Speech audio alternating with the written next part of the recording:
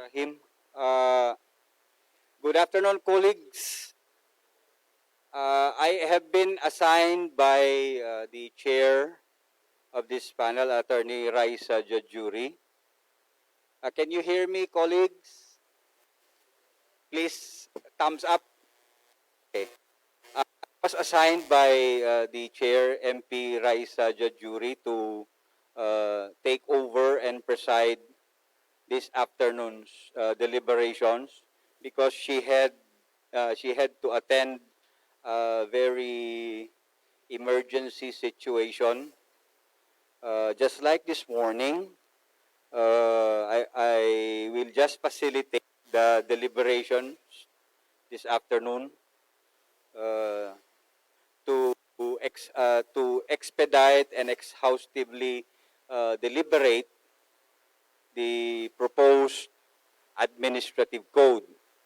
Our guests this afternoon are the different ministries, the cabinet ministers. But before that, this morning's session was adjourned. The session this morning was adjourned and it has been closed. So this one we will have to call the roll again to determine the existence of quorum. But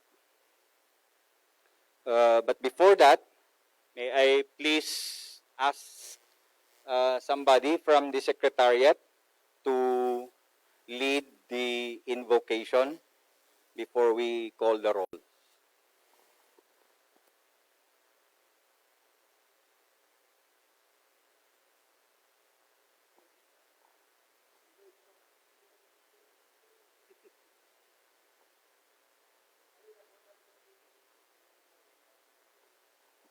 May I please request again Attorney Paisalin Tago to lead the invocation, sir. You are the most senior and most prayerful among us this afternoon.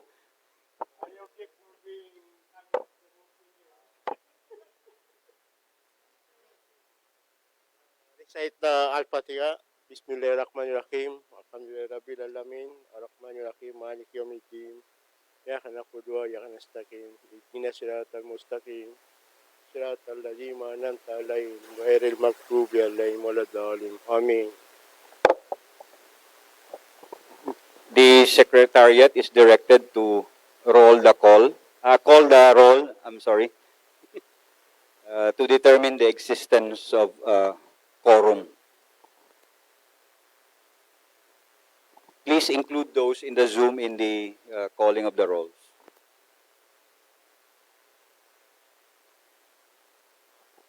Good afternoon and Assalamu alaikum wa rahmatullahi wa barakatuh. Per order of the presiding officer, this is to call the roll of the members of the panel for the proposed Bangsamoro Administrative Code.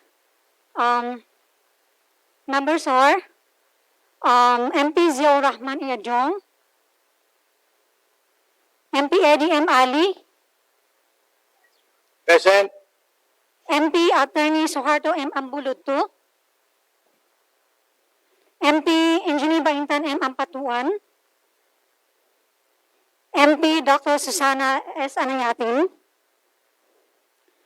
MP Attorney Ana Tarhana S. Basman. Yes, Ana Tarhata Basman. MP Musa K. Jamla, MP Attorney Maisara D. Latif, MP Attorney Jose Lorena, MP Jamel D. Makaraya, MP Gaddafi G. Mangudadatu, MP Amir Bahar S. Mawalil, MP Attorney Russell Whitmick Jr., MP Attorney Ubaida C. Pakasem, MP Jamila Ramos, MP Romeo Saliga, MP Attorney Omar Yasser Sema, MP Romeo K. Sema, MP Attorney Paisalin P. Tago, MP Attorney Nabil Tan, MP Adsfar Usman. Presiding Chair, based on the roll call, there are um, there are 21 members. So out of the 21 members, there are 8 members who are present, include both physical and by Zoom. 8 members. Yes. One. Hindi po ako natawag. Based on Zoom, there are 12 MP who are present. Yes. Sa Zoom. And physically, there are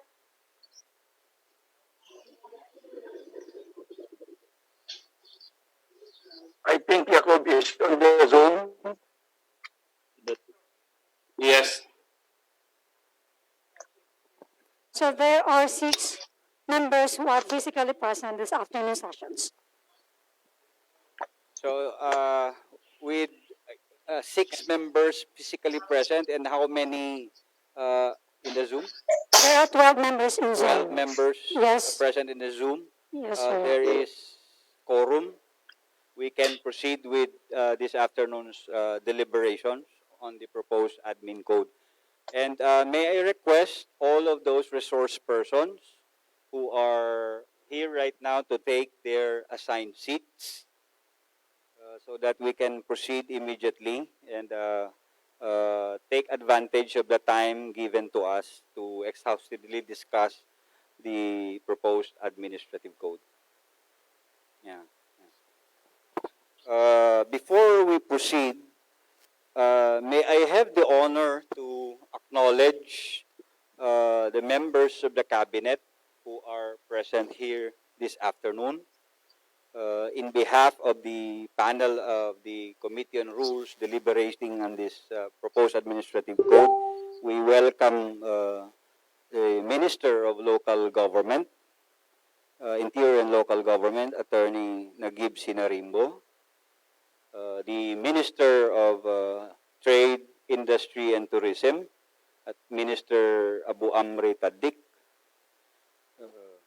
the Minister of Public Order and Safety, who is here with us through Zoom, MP Hussein Munoz,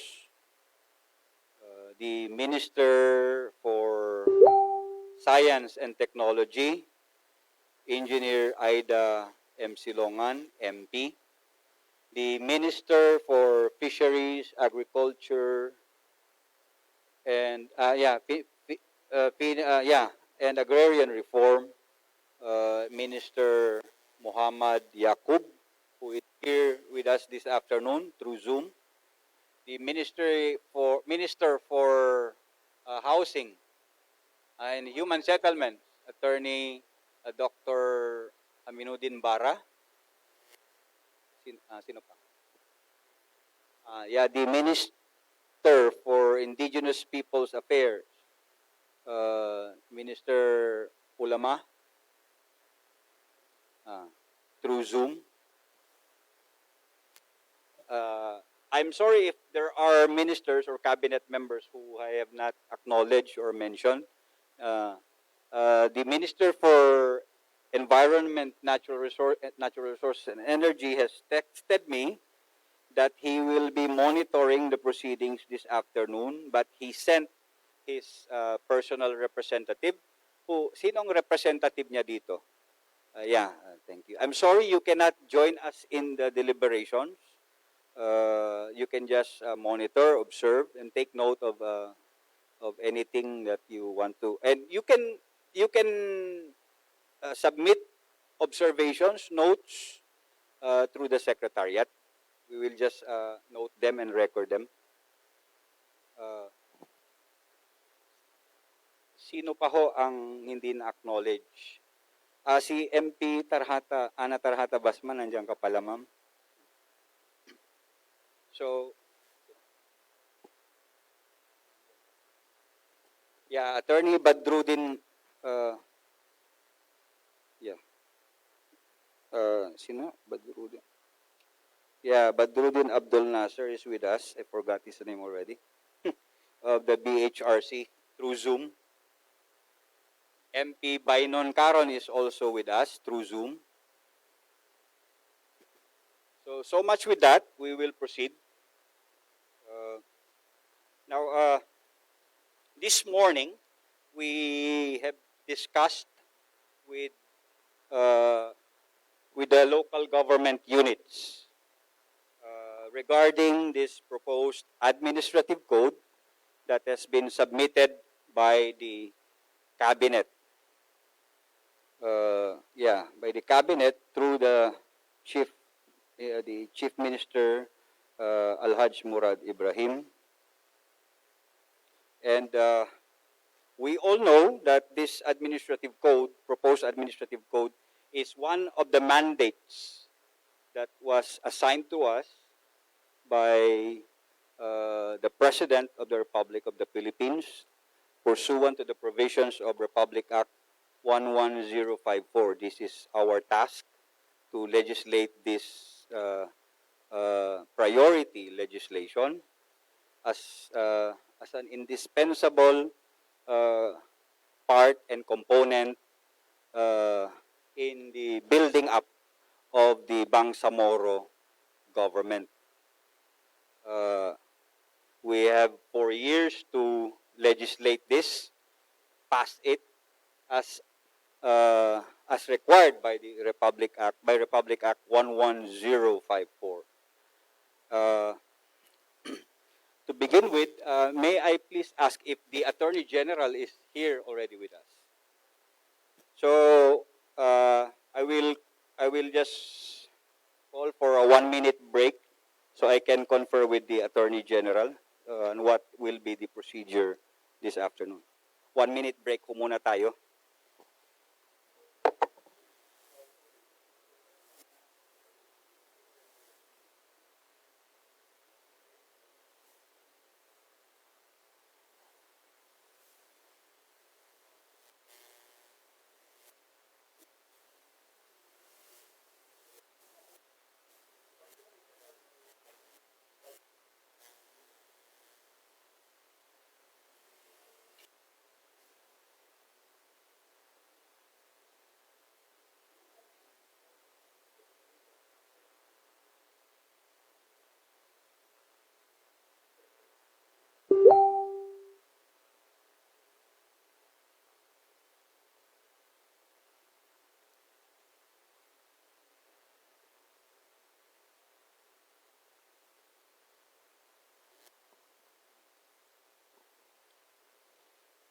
Uh, yeah, we will proceed. We will resume.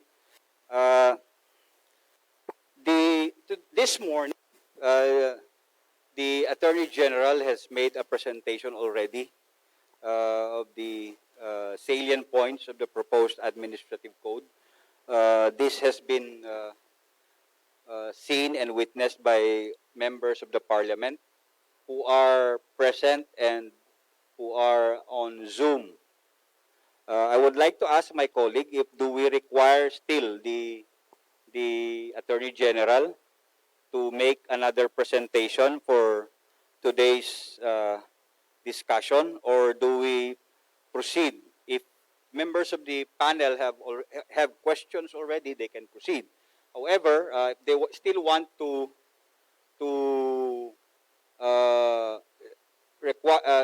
they would still want the Attorney General to make another presentation, then that would be agreed upon.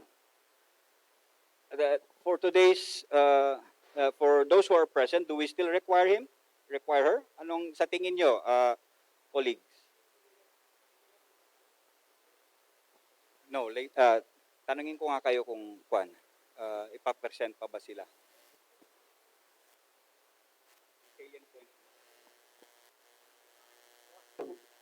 Chair, Mr. Chair, may query lang ako regarding that matter because what was presented in this morning public consultation is the general principles surrounding the administrative code.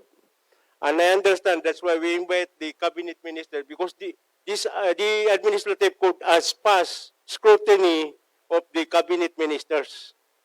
And it is my understanding we invite the cabinet ministers because in order to have a clarification from the cabinet ministers on the provision, the specific provision of the admin code.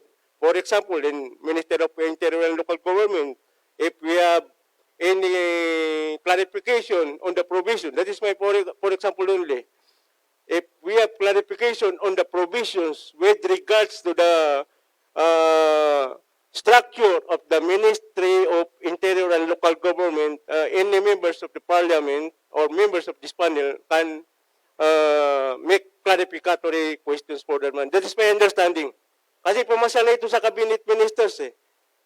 Alam na nila itong admin code at saka na-approve nila.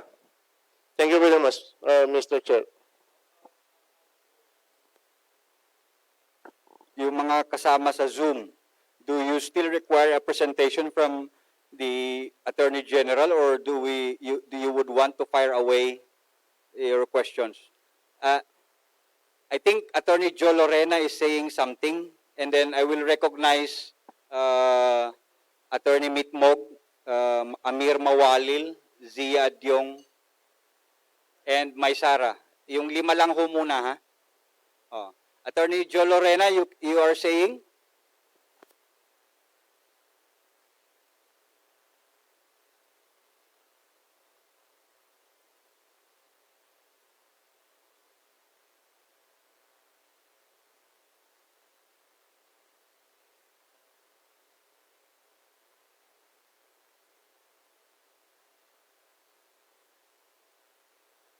Hindi ho marinig yung boses ni Attorney Lorena.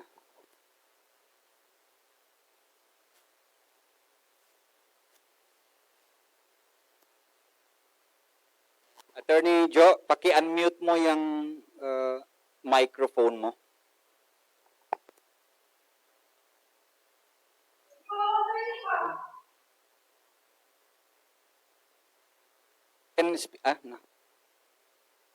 Naka-mute pa rin ho.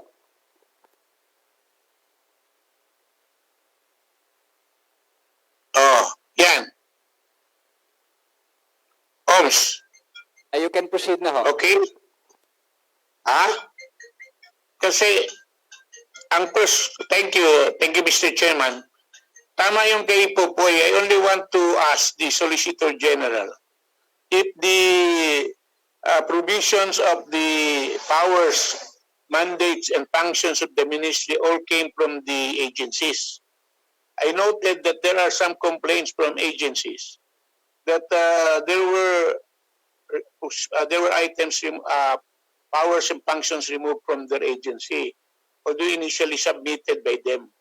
And we want to know why, and why was that, and how they went along with another substitute provision. For example, we have noticed that the Ministry of Transportation and Communication, ICT was removed. I was reviewing. Attorney Joe?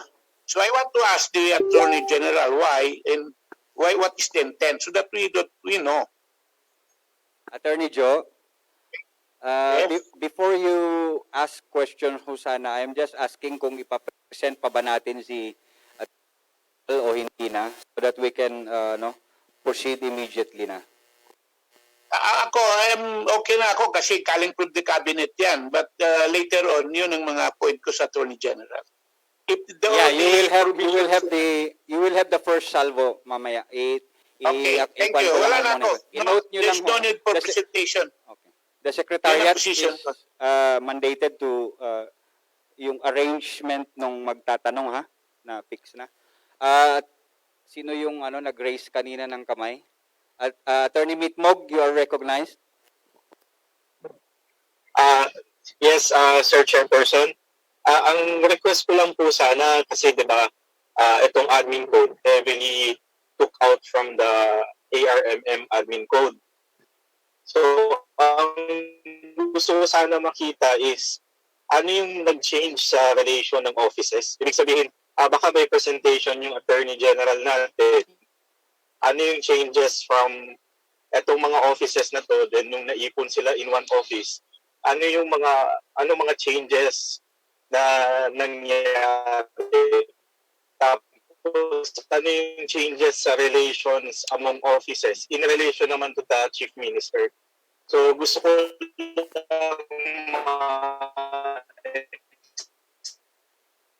You're cutting out po. We will note your observation and your request for that presentation. I will just skip you now, sir. Si MP Amir Mawalil, you are recognized. Hello, Mr. Chair. Go ahead. Do you hear me? Mr. Chair, the question is if we are going to allow the Attorney General to proceed. Mr. Chair, I think for the benefit of those who were not present in the meeting earlier this morning because of some conflict of schedule, I think I would suggest that we do allow the Secretary, the Attorney General to proceed with the presentation. At least a run through of what she presented earlier this morning. Duly noted. Si MP Zia Adyong. Thank you very much, Mr. Chair. Sa akin din, ganun din. Actually, yung concern ko regarding kung allow ba natin yung presentation, I think it's better that we allow the Secretary General to proceed with the presentation. Attorney General.